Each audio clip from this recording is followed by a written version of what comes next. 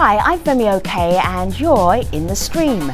Today, Nigerians are preparing for a presidential election. Now, what could this election do for Africa's most populous nation?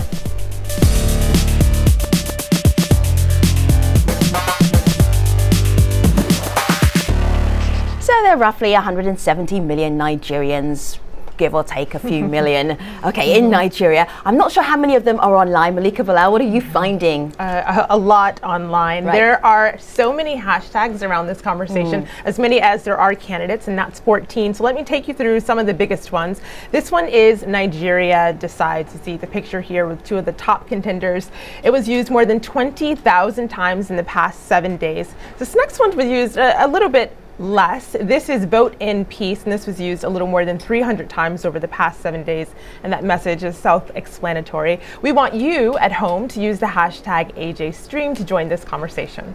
And remember as well that you can be in the stream too. You can do that by going to stream.aljazeera.com. So many ways you could be in the stream. You can use Facebook or Twitter or Google Plus or Instagram, and you can just click on the website and share your pictures and ideas, and they may end up in the stream.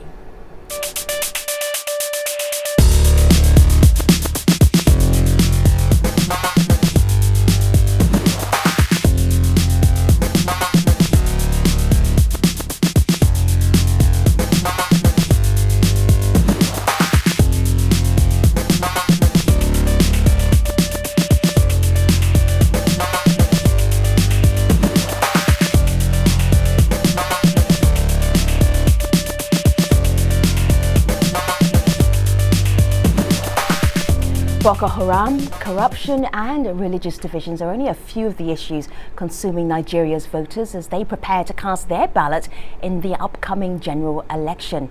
The top presidential contenders in the February the 14th vote are retired General Mohammadu Buhari from the north and incumbent Goodluck Jonathan in what is set to be the closest race in the country's young democratic history. Now, as Jonathan's People's Democratic Party continues to lose popularity over what many see as a failure to tackle security concerns, Buhari's All Progressives Congress has become stiff competition.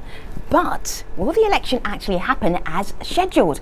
Less than 60% of voter cards have been distributed to the nearly 69 million registered voters in Nigeria. And on Tuesday, Chadian forces launched a ground offensive into the northeastern part of the country to take on Boko Haram, increasing tensions even further. So there's clearly a lot at stake here. And to discuss all of this, we have an all-Nigerian lineup.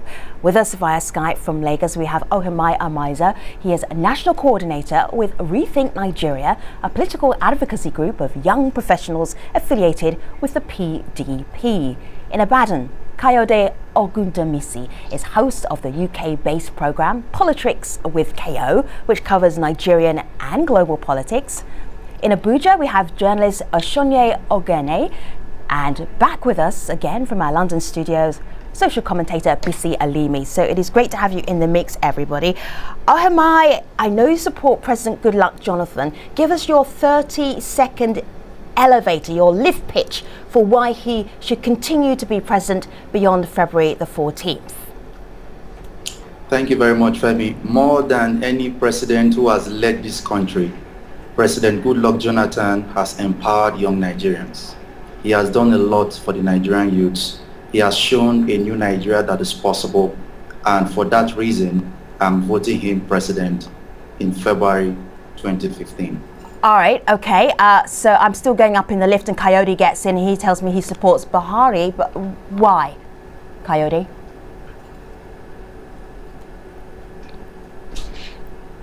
Well, because Buhari has become the symbol of resistance by the Nigerian people towards 16 years of PDP dictatorship at the national level, 16 years of corruption, insecurity. Insecurity as exemplified by the missing Chibok girls, the more than 17,000 young Nigerians and old Nigerian women, children killed by Boko Haram, and 15 years of economic woes by this presidency. And Buhari is just a symbol of resistance by the Nigerian people, and his antecedents and fight against corruption is one of the main reasons why I would back Buhari. See, Ashonye, this for Nigerians, people know Mohammadu Buhari very well because he's run 3 times. He's contended 3 times to be president. For outsiders, in a nutshell, what do we need to know?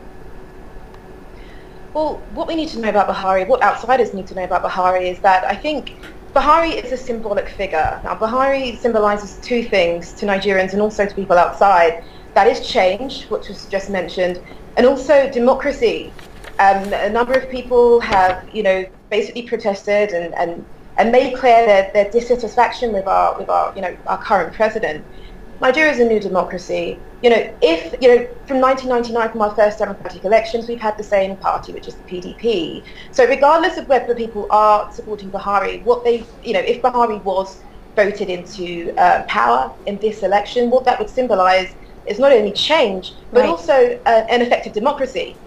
See, Bissy, I'm looking down here at the list of other contenders here. We've got 14 altogether. How has it come down to 2 people?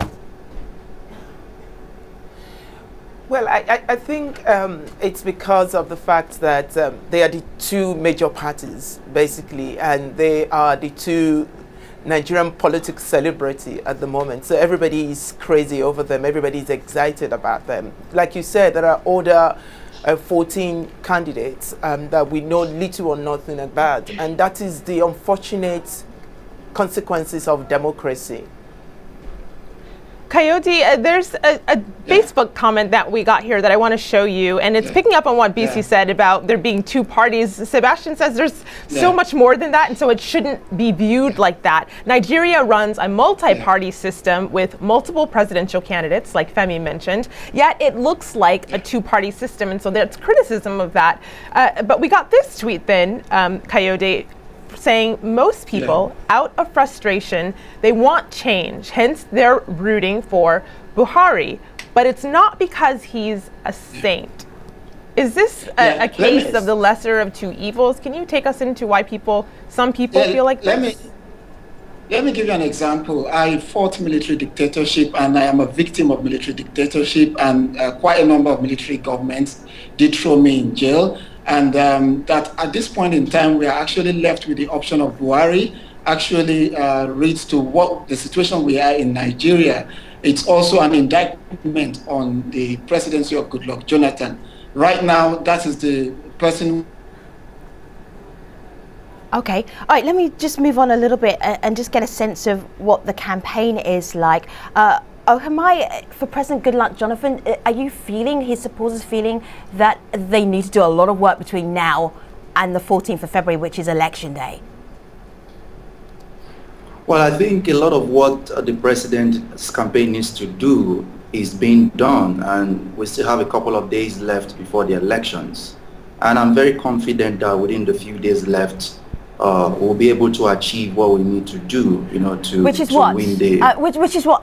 Because to be honest, I'm online right now, and it's not very complimentary about President Goodluck Jonathan. People are not, that I'm seeing online, that happy with what he's done with the years that he's been president. They feel like they should feel safer. They feel like they should be wealthier. Yeah, this is what is going on the social media space. You have to understand that majority of those rooting for General Mohammadu Buhari are actually in the minority. It just happens that they are the most vocal. That is not true. It just happens that they are the most vocal. True. Most of the people supporting President Goodluck Jonathan hardly talk. They will show their support for the president on the day of the elections, and Buhari and his supporters will be very shocked. What you see on Twitter, the antagonism, the violent attacks by the few Buhari supporters you have there, we've seen it before. It's happened in 2011, and it's just a replay of what has happened before. BC? So I don't get easily moved. I disagree. I disagree with you, and I think what is happening with the Jonathan campaign is that you are living in denial. You need to understand what the situation is. Let's have a flashback to 2011. Goodluck Jonathan won the election with 22 votes. And at that time, Buhari was not even as popular as he is now, and he wasn't even sure if he was going to get 12 million votes.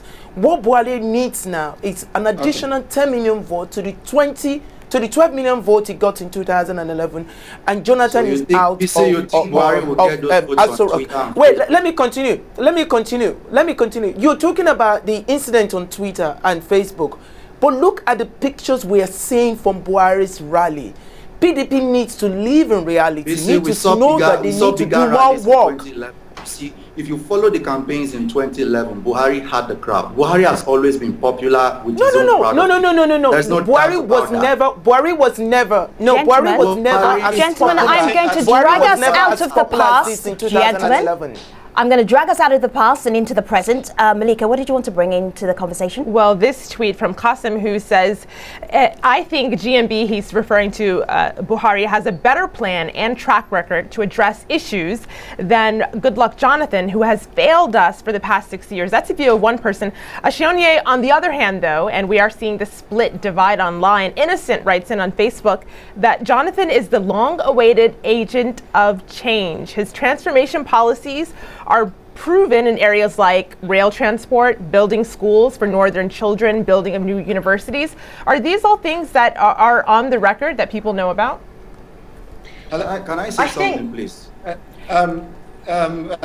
Let me come in because I got cut off. Can I say that it is an insult? Mike, just hold tight for a second because I've got 4 people who want to talk and we're going to do it one at a time. Now, I do believe that Malika asked Ashionye something, then we'll have Coyote, and then we'll have Ohemai. Ashionye, go ahead.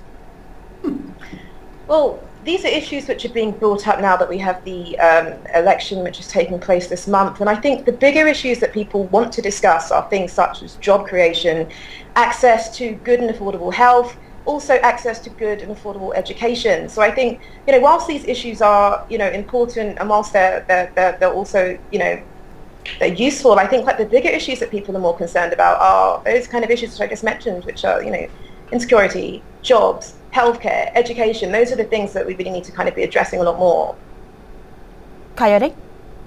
Yeah, Femi, you see, if you come to Nigeria and you fly straight from the airport straight to Banana Island, this is where the wealthy Nigerians live in Nigeria. You fly straight from Abuja Airport into the Asokoro area, you're bound to see a Nigeria of wealth that Wilima is describing, a Nigeria of progress. But if you take time and get a detour to Agege, to some parts of Cross River State, to some parts of River State, to some parts of, say, even here in Lagos, you will see abject poverty. That is the kind of Nigeria Jonathan supporters will not let you see, or they won't see themselves, because they are comfortable with the status quo. A status quo that makes life unbearable for more than 75 million Nigerian youths. A status quo that makes life unbearable I think it is an insult, Coyote. I think it's an insult on the sensibilities of Nigerians to say... Coyote, take a breath for a moment. I hear where you're coming from. Yeah, Coyote, just take a breath so we can go back and forth. Mike, go ahead. It's an insult on the sensibilities of Nigerians to suggest that Buhari has articulated his programs better than President Jonathan.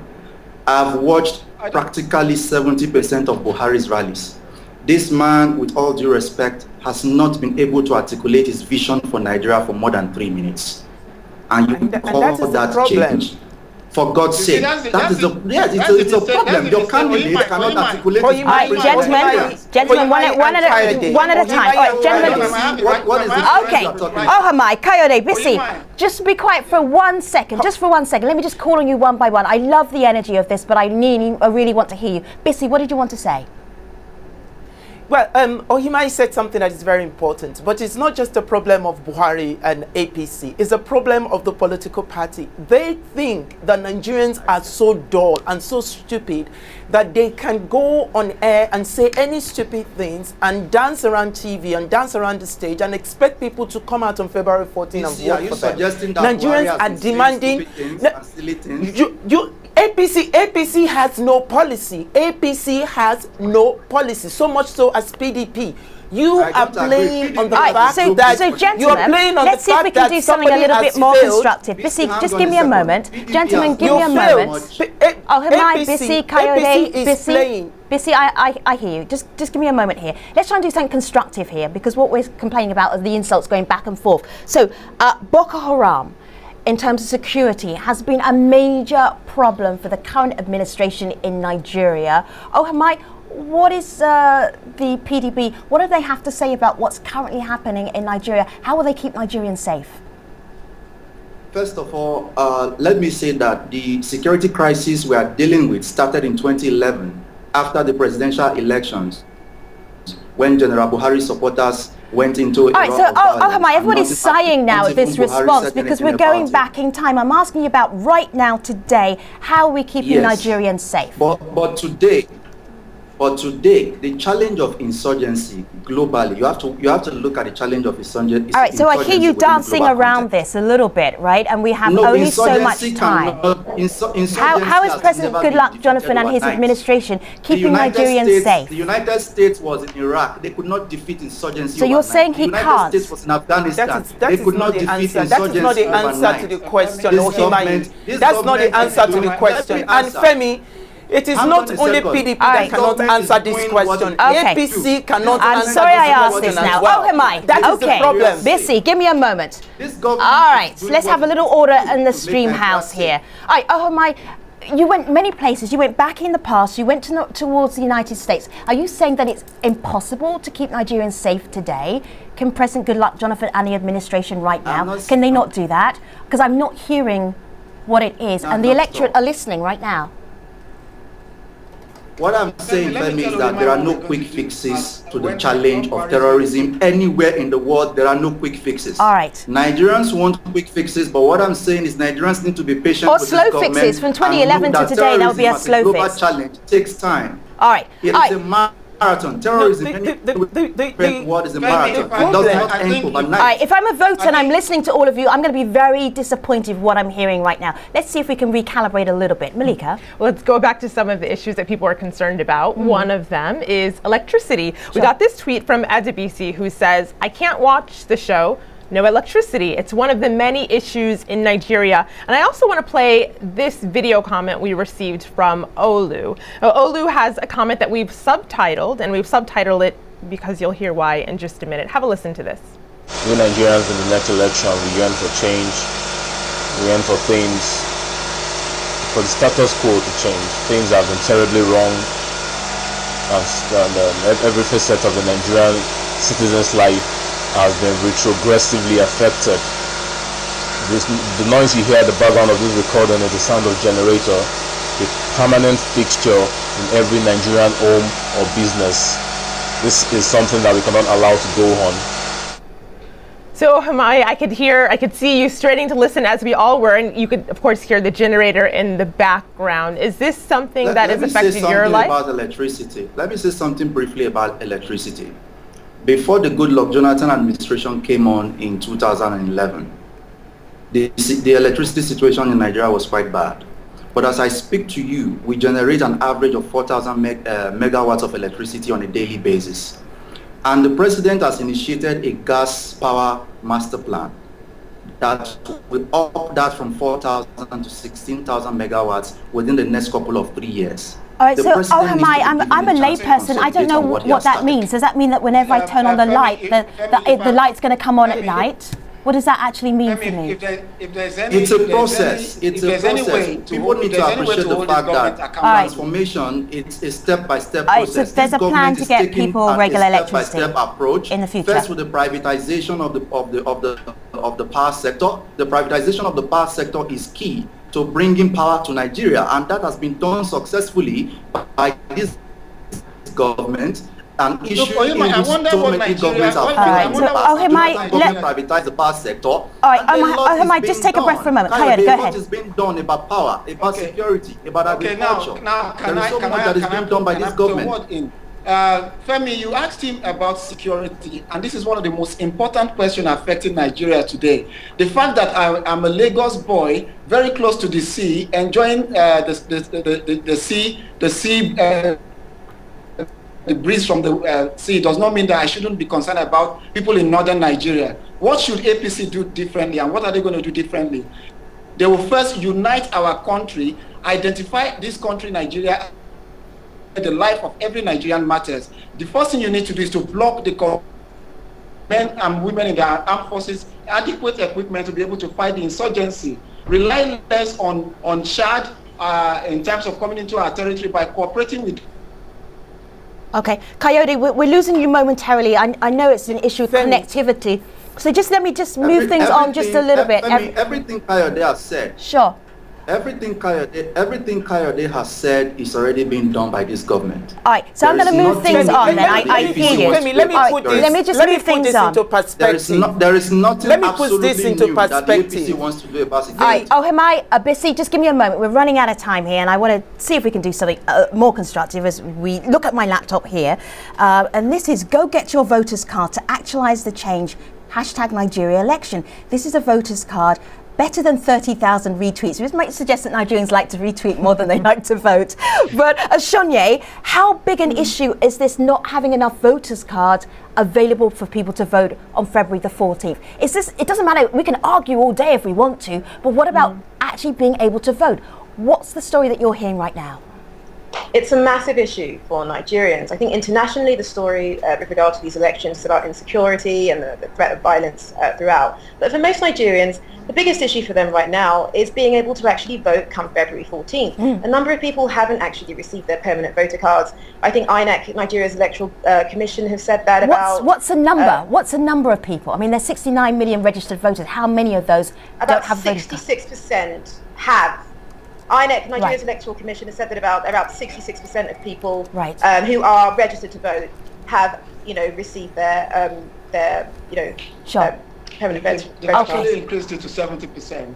All right, so there's time, but not much time. Malika? People online are corroborating that. Shamsuddin says, I got my card ready and loaded, but it's unfortunate and sad to see so many cards on display not being collected. And Namadi says, I'm afraid that the Election Commission will conduct free and fair elections, but because up until now, we have not gotten our voting cards. So BC, how confident are you that this will or will not be postponed?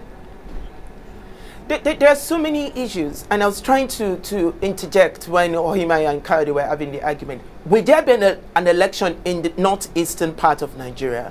What will happen in terms of security for people to go out and vote without the fear of being bumped up by Boko Haram? PDP is not addressing this issue. And I'm not here to attack Goodluck Jonathan. Ohimai is talking about what Goodluck Jonathan is doing, or what he is doing based on what was not done before. But we should not forget, PDP has been in power since 1999. Goodluck Jonathan is riding on the ticket of PDP. PDP as a political party has failed Nigeria. Can you let me speak? Can you let me speak? When Buhari was in power, I was young. Yes, Buhari was brutal. No, Nigeria was not messed up. Nigeria was not. Let us be realistic. Don't let us play. I don't like to play gutter politics. Ohimai, let me talk. Ohimai, let me talk. I do not like to play gutter politics. Jonathan has failed. But is Buhari an alternative? That is the question we should be having. I don't think Buhari is an alternative. Gentlemen, I would like to hear Ashonye in the last minute of this show. Ashonye, start your sentence again so we can hear you, please. Femi. If we bring this back to the actual current day, the fact is that it isn't up to the APC, it isn't up to the PDP to decide whether the elections will be postponed. It's up to Nigeria's independent body, INEC, which is the Electoral Commission. It is up to them to decide whether the elections will be or will not be postponed. And they haven't said that. Right. But they're not looking at the issue of security. So you are listening to the vibrant, loud voices of Ohimai, Coyote, Ashonye and Bisi. We are going to bring those voices just down a little bit so we can hear how the community is wrapping us up for this main show. We will get right back to you guests, don't worry. Okay. You said wrapping up, and actually, so we've gotten about 56 tweets per minute. It's hard even keeping up. Their conversation is continuing, but I'll share this tweet with you.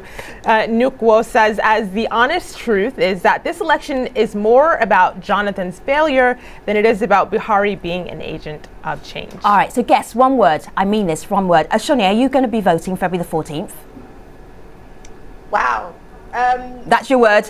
Okay. Ohimai, are you voting February the 14th? Are you voting? Voting for President Goodluck Jonathan, yes. Coyote? February the 14th? No, I wouldn't be voting. Ah, we will find out why in the post show, stream.aljazeera.com. And on our next show on AJ Stream, we'll be talking about ISIL. Have they overplayed their hand? Could the execution of a Jordanian pilot be the tipping point in the fight against the group? We'll find that out in the next AJ Stream. Thanks for watching.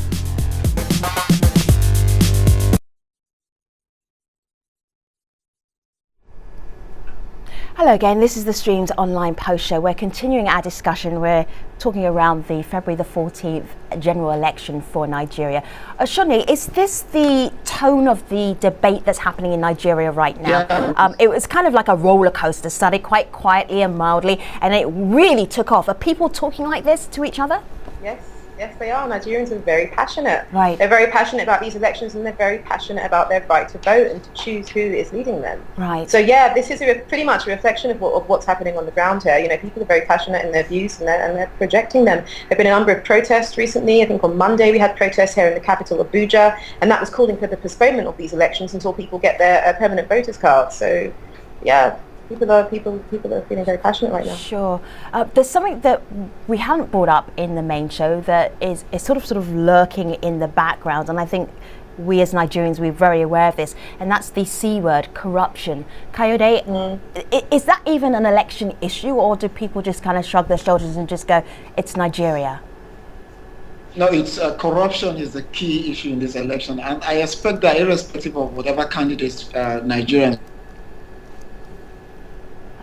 This is tricky. Let's see if we can get Coyote on the phone so that we can finish his. He can finish his thought. Can I say something? Can I say something? Can I say something about corruption? Yeah, Bissy, go ahead. The point is that corruption is going to be one of the biggest discuss after the election, whoever becomes the president. But the unfortunate thing for Buhari is the fact that he's surrounded himself with very corrupt people that have a lot of questions to answer. And I wonder how much he will be able to have a smooth administration if he wins this election without getting himself roped into the whole corruption saga. You know, BC, that's a good question, but it's interesting. I just got this tweet from Olu who says, Goodluck Jonathan's problem is that he's very comfortable with corruption and impunity. Very strong words there. That's the view of one person. I disagree with that. Of course you do, and I'm going to go to you. Ohima, I'm going to go to you. Let me finish this tweet. This person continues by saying, Buhari is a Spartan. He's incorruptible, which is a tall order for any politician, one would think. So, Ohima, what would you say to this tweet? I think more than any government in the history of this country, the Jonathan government has fought corruption more than any administration we've had. Oyima, you are making this up. Oyima, you are making this up. Nigerians over time you are insulting Nigerians. Over time, I'm gone a second. Nigerians are used to the idea of politicians or people being brought on TV in handcuffs. To them, that is fighting corruption. No, Oyima, you do not insult the integrity of Nigerians. Oyima, you do not. In the agriculture sector. Do not Bissy, hold tight for a moment, because I can't even hear what you're saying is an insult to the integrity. So I'd like to be able to hear it before you maybe bring it down. So give me a moment, Bissy. Allow me land. But just finish out quickly. Make your point. I'll give you an example of the agriculture sector. For over 9 years, Nigeria's agriculture sector was the worst in Africa in terms of corruption. Under when President PDP Goodluck Jonathan came, before Jonathan came into power, Nigeria was losing 60 billion annually in fertilizer corruption. Under PDP government, and within 90 days, ended the corruption in the fertilizer sector by making sure that farmers get their fertilizer directly through the e-wallet system, which is now being copied by China and other countries of the world. That is how you fight corruption. Corruption is not when you bring people on TV, put them in handcuffs, throw them in jail, and that is what people who are angling for Buhari are talking about. They are trying to bring the template that Buhari used when he was let us talk about things that we can see. Gentlemen, just give me a moment, because we lost. Let us talk about things we can see, Femi. Ohima and Bissy, just give me a moment. We have 20 billion naira. 20 billion naira that is missing. Bissy, hold tight for a moment. Ohima, give me a moment. Give me a moment, gentlemen. You don't have evidence that it is missing. Gentlemen, give me a moment. It is. Where then account for it? Where is the money? All right, hold tight, everybody. Don't make me shout across the newsroom. They chuck us out early. Okay, listen. I would like to hear Coyote. Coyote is on the phone. Gentlemen, hold tight for a second. Ohamai, hold tight. A lot of billions were missing. I'm just going to cut your microphone, Ohamai, and then you will say nothing, and then you've wasted your time on this show. So just give me a moment. When I say give me a moment, I only need a moment. Coyote, we lost you. Please come back into the conversation. You're talking about corruption. Femi, you see, corruption is quite precarious in our country. And I expect that any Nigerian, irrespective of whatever political party you support, irrespective of whatever religious orientation that you come from, will recognize the fact that corruption is the #1 ill confronting our society. As we speak today, even the former central bank governor appointed by this government, Soludo, said more than 30 trillion naira is missing under this government. Apart from that, there are lots of scandals that are going on. And what Nigerians should do, including whether you're PDP, whether you're APC, is how we will stop this. Because if you go to hospitals, we don't have hospitals that are going to take care of the sick people. Our universities are more like glorified secondary schools, in fact, glorified colleges in West Africa. And it's ingenious for anyone to come on this show and tell us that anyone is doing anything about corruption. People who have been found to have corruptly enriched themselves have been pardoned by the current government. There's Alama Siaga, who ran away from the United Kingdom, who is wanted by the United Kingdom government for corruption, pardoned by this president. The president is not strong on the point of corruption. He's not showing the signs that he's ready to tackle this issue. Coyote, hold on a minute. We might talk about agriculture. The so-called telephone they claim to be distributing to farmers. I have not seen one farmer that claims to have that. My mother is a farmer. She is not getting a telephone from the so-called Ministry of Agriculture. Minister of You can't see the farmers when you sit in the UK. All right, guests, let me just play a little clip. Just give me a moment so I can play a little clip. I need 30 seconds because this is President Goodluck Jonathan. He has media chats with journalists, and this was back in May of last year when he was actually asked about corruption, and this is what President Goodluck Jonathan had to say about it. To take things to analyze most of these case files that people talk about corruption. And I when we looked through, over 70% of them have nothing to do with corruption but common stealing, which our laws can properly capture. But you see, the word corruption is now being overused. It's a common thief is a corruption. So there are clear cases where somebody steals, and instead of prosecuting that as an issue of thieves all over the world, they say corruption in Nigeria. So there's President Goodluck Jonathan saying that corruption is being overused, and sometimes it's just common stealing and not corruption, which is an interesting way of breaking it down. Malika? I think corruption and the problem with it is one reason we see tweets like this. Ashioni, I'll give this one to you, but we're seeing several tweets that look something like this. This person writes in, the two major candidates are like having an option to choose between cancer and the Ebola virus. Tongue-in-cheek, but satirical a bit as well. But Ashioni, if you could fast forward a bit for us and look into the future, the next Nigerian election, do you think that we'll see someone who could be in the background now rise up to be one of those top runners?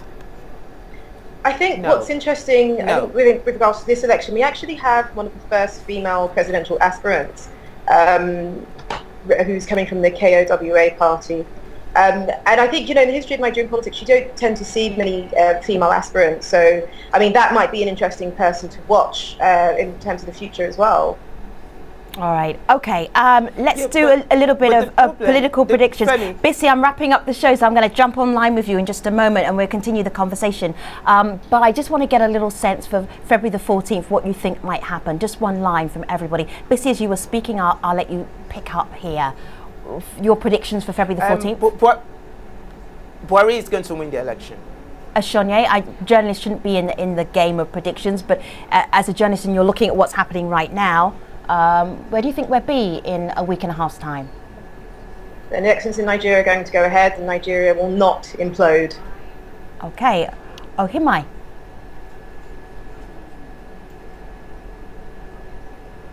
This is the only time that I've actually gone to Ohimai and really wanted him to talk, and he's frozen. Ohimai, I apologize for that. I'm so sorry. We will pick this up online. And Kayode, do we still have you on the line? Just your predictions for February the 14th? Okay, very quickly. Buhari is going to win this election. He will get the majority vote and then two-thirds of a number of the states.